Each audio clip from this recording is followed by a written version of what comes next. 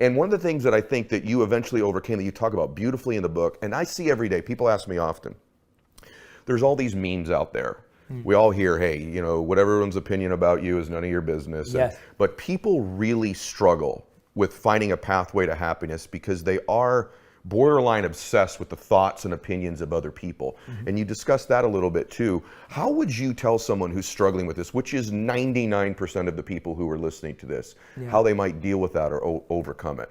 Yeah, I give this analogy in the book about how we're all like method actors. So I'm a big movie fan, I'm a big movie fan. And so for me, some of my favorite actors are like Heath Ledger, who played the Joker in The Dark Knight.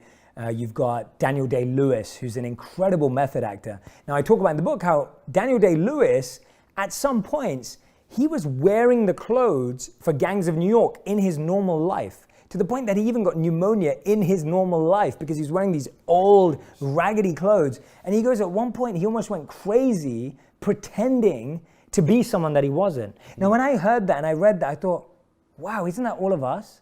Like, you wear a certain role to work, you wear a certain role at home, you wear a certain role with your friends. And in playing all those roles, you end up method acting and forgetting who you are. Oh my goodness, that is beautiful. And for me, that's what I'm just seeing across and in and of myself. Me too. And I see myself do that. You become who you think other people want you to be.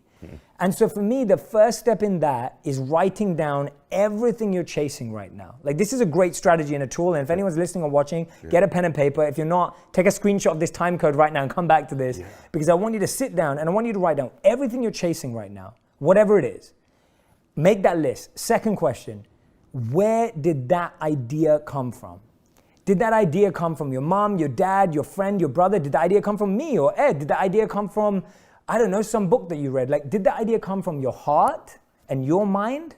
Or was it born because it was influenced by your friend who just got promoted, your friend who just got proposed to, your friend who just sold their company for $100 million? Like, was that the reason?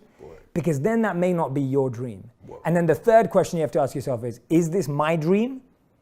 Or this is the question, is your dream really your dream?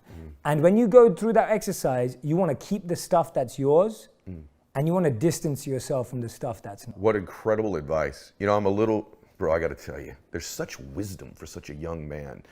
I'm a little bit further down the road, age-wise. And right? wisdom-wise, No, wisdom-wise. I'm excited to learn from you a lot, man. Certainly not, but I appreciate you saying that. I mean it. But I can validate what you've just said.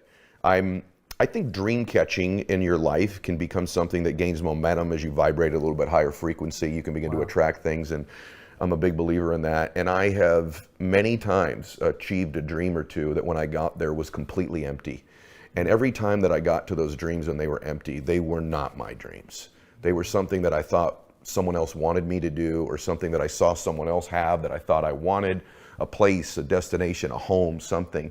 And you're 100% right. But the times when I've got clear on things that I really wanted, that really mattered to me, and when they were good enough that they materialized in my life, what great joy they've brought me. And they're usually extremely simple things, as you illustrate as well. I love hearing you say that, and it's nice to get validated on that, because I think you've achieved so much in your life, and it's incredible to see what you've achieved. And I think that's what people forget, is that the things that bring you joy are because you achieved what you wanted to achieve.